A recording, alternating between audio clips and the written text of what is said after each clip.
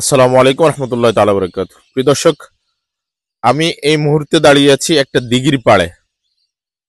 দিঘি বলা হয় পুকুরের থেকে একটু বড়, খালের থেকে একটু ছোট। আমাদের আঞ্চলিক ভাষায় এগুলোকে দিঘি বলা হয়।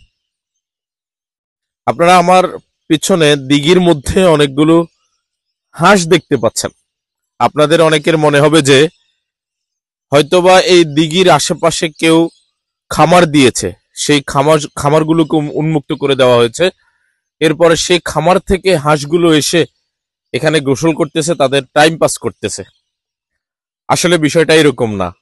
আমার পিছনে যেগুলো দেখতে পাচ্ছেন এগুলো সব হচ্ছে অতিথি পাখি। আসলে এই দৃশ্যটা আমার কাছে এত বেশি আশ্চর্য লেগেছে। আমরা গত কয়েক বছর থেকে আসলে এই দৃশ্য দেখতে পাই না। আমি হঠাৎ করে যখন এই দিঘির পাড়ে আসছি, তখন আমি মনে করলাম যে এখান থেকে একটা ভিডিও নেওয়া উচিত। তাই আজকে আপনাদেরকে এই ভিডিওটা দিচ্ছি। আপনারা যদি দেখতে চান তাহলে চলে আসুন এই দিঘির পাড়ে।